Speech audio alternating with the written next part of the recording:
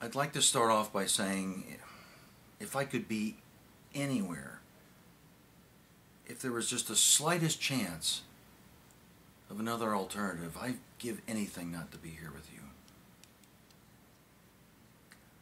Brew, how long we've known each other? 16 years, that's how long. 16 years. You should have seen yourself then. You looked like you'd walked out of a Wheaties box, and me all sweaty palmed and deadly serious. I talked about reaching for new frontiers, and everybody looked at me like I was nuts. You looked at me and said yes. I remember when you told me that Kay got pregnant. We went out and got crocked. I remember when Charles was born, we went out and got crocked again. Just the two of us, Captain Terrific and the Mad Doctor, talking about reaching for the stars, and the bartender telling us maybe we'd had enough. And then Armstrong landed on the moon and we cried. We were so proud. Walker, you and Willis, that's when you came on board, and you took one look at me and my wash and wear shirt and my love affair with my slide rule, and even you got caught up in what we'd done.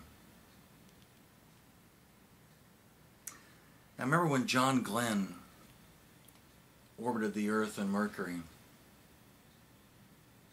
Grand Central Station set up television sets, and tens of thousands of people missed their trains just to watch. You know, when Apollo 17 landed on the moon, people were calling the networks bitching because they were canceling reruns of I Love Lucy. Reruns! I could understand, you know, if it was a new Lucy, what's a landing on the moon, but reruns! Oh, Christ. Then everyone started talking about how much does everything cost. Is it really worth $20 billion to send someone to another planet? What about cancer? What about the slums? What about any dream? How much does any dream cost, for Christ's sake? Since when has there been an accountant for ideas? You know who was at the launch today? Not the president. The vice president. The vice president and his plump wife. The president was busy. He's not busy. He's a little bit scared. 2 months ago, he sat me down and he put his feet up on Woodrow Wilson's desk. He said, "Jim, make it good. Congress is on my back. They're looking for an excuse to cancel the program. We can't afford a screw-up. Make it good, Jim. You have my every good wish." His every good wish. I got his sanctimonious vice president. That's what I got. So there we are. After all those hopes and all that dreaming, he sits there with those flags behind his desk and says we can't afford another screw-up.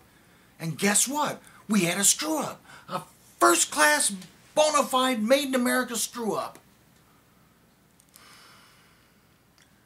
The good people at Honeywell designed a life support system. Cheap enough so they could make a profit.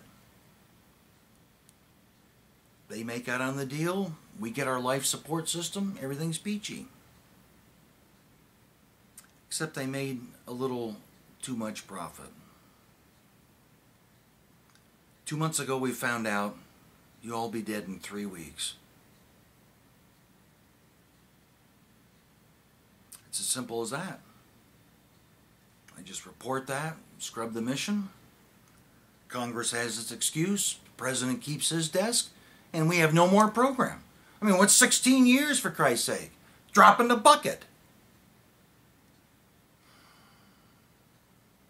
All right, that's the end of the speech. Now I'm afraid I'm going to have to show you something.